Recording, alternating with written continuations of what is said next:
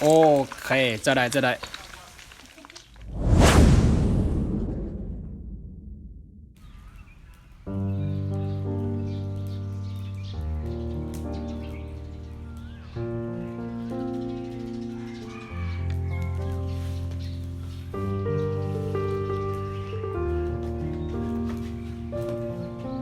ข้าวไม่สูงข้าไม่สูงไม่ก้อยเสียกับแดงเสียงข้าเนาะ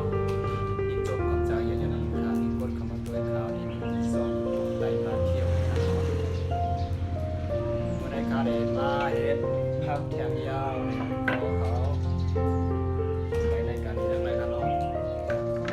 วันละ1 เมนูเมื่อได้ข้าได้มาเห็นแกงส้มแปะซ่าในกันเนาะไปมาที่นั่นวันนี้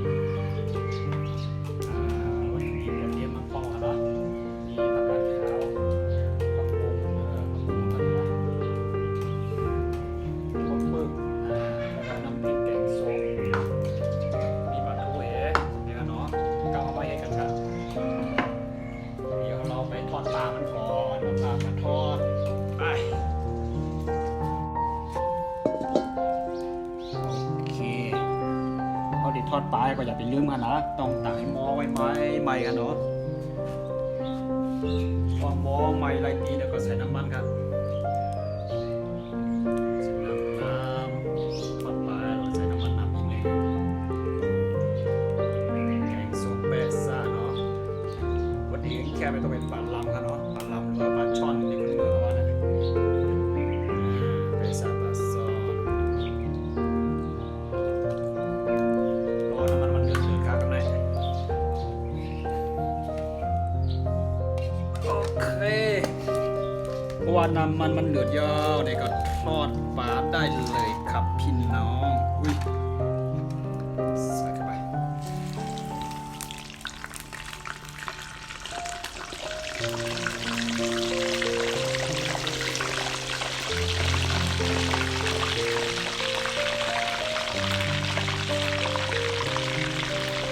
โจเขาได้ไปปังสู้ได้ค่ะเนาะเดี๋ยวไปเตรียมพักมันเนาะไป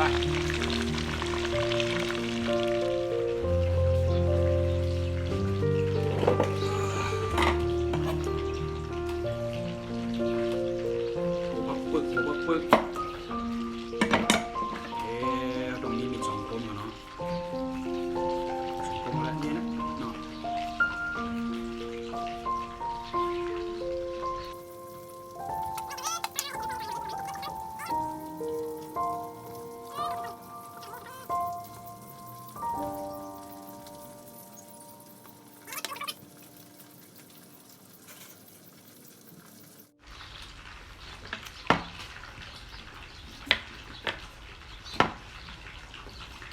เครอทกับไตเดียมพูเอ็มอย่างนั้นนะทองมาอย่างนั้นเครอทนะผักปึกทองนี่ก็ดอกนี่เรียกว่าผักปึกนะนี่คือเครอทของจอมคนไทยนะของมินมาหลัดฝันที1 ค่ะนะให้พูดชักกับกำไตทองมาคือไหนครับเดี๋ยวพูดได้ไหนมาเมืองไทยเมืองหนาวครับเนาะ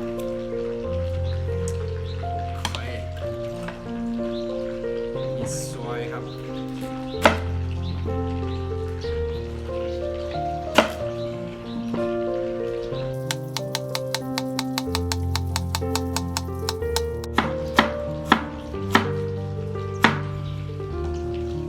สูสักกิ้วหน่อย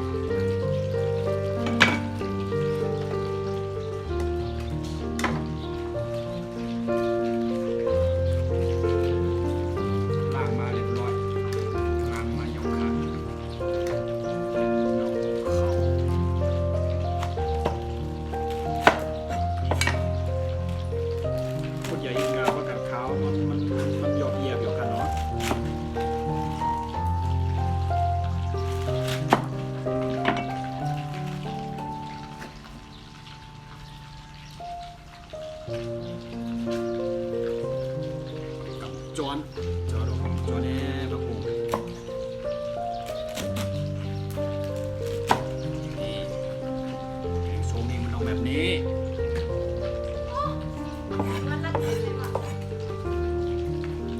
ต่อไปคือน้ำพริก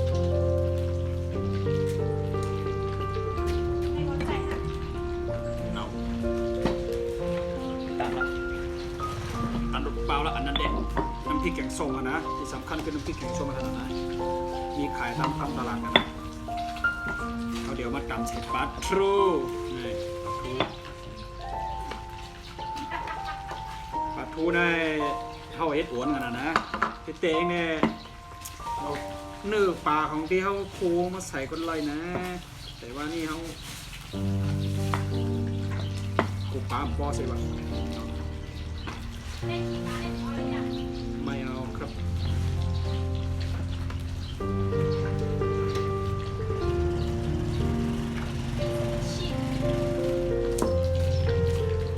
ตามพริกยาวเดี๋ยวเอาไปต้มน้ำเดือดๆกันเนาะ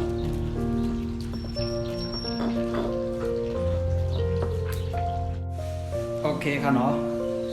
มือเขาซอยพักยาวปลาก็ไปซุกเนาะระหว่างรอปลาซุกเขาก็ต้องมาเตรียมน้ำของมันเนาะเตรียมน้ำหอกนี่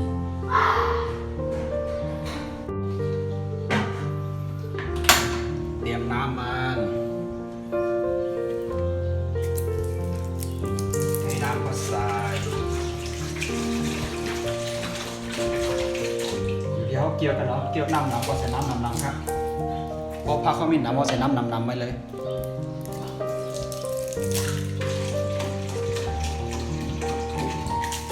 ปลามี2 ตัวเยอะหน่อยโอเคก็ในปลาคือน้ำใหม่กันเนาะบนน้ำใหม่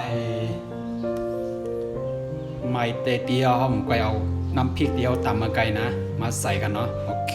ไปพอข้ามือเหลียวน้ำมันก่อนเหลือแล้วค่ะเนาะพอน้ำเหลือแล้วก็เขาก็น้ำพริกนี่เดียวตำมาไก่คือน้ำพริกแกงส้มเดียวชื่อช่องตลาดมานะเดี๋ยวเขาก็มาตำผสมทั้งอีกนึงมาเอาปลาทูใส่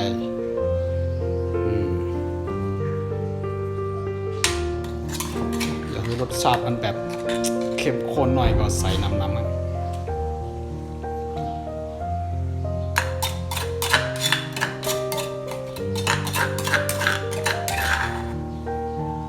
ส้มเอซ่า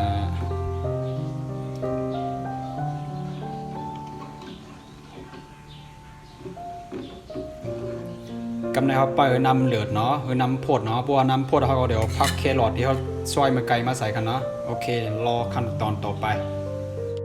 เอาข้าวมาเดี๋ยวน้ำพดแคมหนาวกันเนาะเอาเดียวแครอทใส่ตั้งนะแครอทนี้มันจะนั่นปุ๋ยน้อยอันนี้ใส่ก่อนกันเนาะ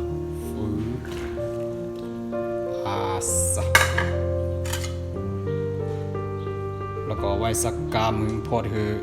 คือไอ้แครอทซับปุ๋ยดังขนาดนะโอเคเดี๋ยวมาเจอกันอีก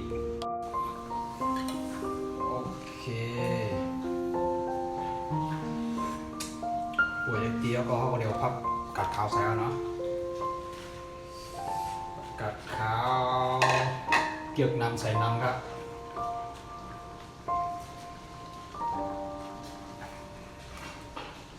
พักกันจอนใส่น้ำเกี่ยวน้ำใส่น้ำเดี๋ยวก็รอมันหยอกจิ้มหล่นมาตัวไหนอ่ะอย่างจางก็ใส่น้ำปลาก็ใส่น้ำปลากันเนาะ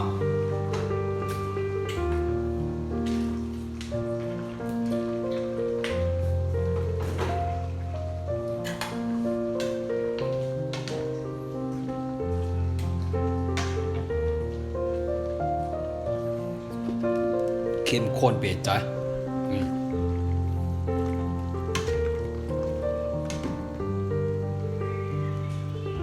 โอ้ผักอะไรจำไม่เอาคือถึงผักโชโยเฟสโอเคจะได้ต่อไปเราก็จะเตรียมนี่เลยครับแล้วก็ปลาเดียวทอดไว้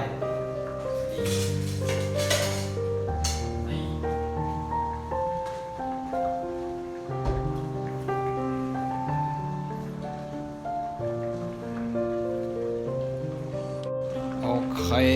ปิด